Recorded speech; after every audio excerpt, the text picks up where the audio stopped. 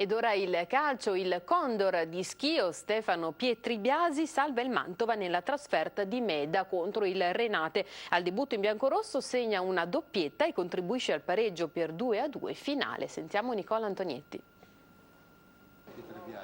A Meda contro il Renate, mister Claudio Valligi presenta 3 debuttanti, il portiere Feste, il difensore Sensi e il nuovo centravanti Stefano Pietribiasi, il Condor di Schio.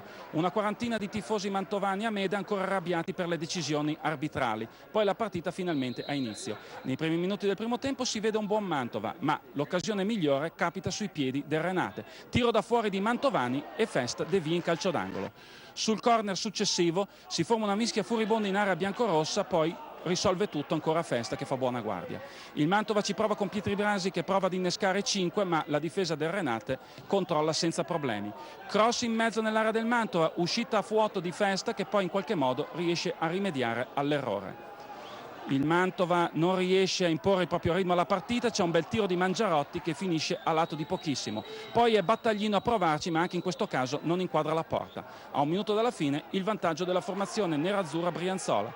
Diagonale di Mangiarotti, Festa tocca ma non riesce a deviare abbastanza e il pallone termina in rete. Il primo tempo si conclude con il Renate in vantaggio per 1-0. Il Mantova prova a reagire nella ripresa. Cross di Bertin, Pietribiasi non ci arriva, i biancorossi sfiorano il pareggio. Sfiora però anche il 2-0 il Renate con Cavalli, la cui girata in area finisce alta di pochissimo, ma il Mantova non molla. Ancora Bertin mette in mezzo per Pietribiasi che di destro anticipa tutti e segna il suo primo gol in biancorosso, per poi correre a raccogliere il meritato applauso da parte dei tifosi mantovani presenti.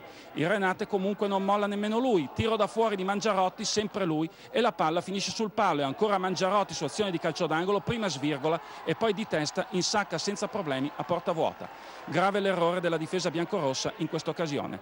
Il Renate ha poi l'occasione per poter chiudere la partita, c'è un bel tiro di Battaglino che finisce sul palo e poi Gualdi da buona posizione mette fuori, ma all'ultimo minuto il guizzo di Pietribiasi che anticipa la difesa e segna il gol del 2-2. Il Condor tira fuori le castagne dal fuoco per il Mantova. Finisce 2-2, un punto se vogliamo guadagnato visto l'andamento della partita, anche se questo non aiuta a risolvere i problemi dei biancorossi. E sentiamo ora l'intervista a mister Valligi.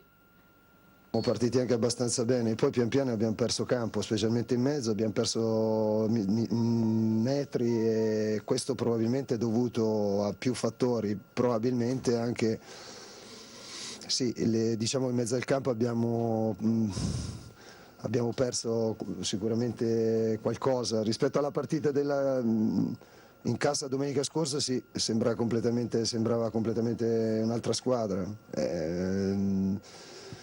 Domenica non eravamo mai andati in difficoltà, a dire il vero, e tant'è vero che loro secondo me non erano stati pericolosi, il San Marino sto parlando,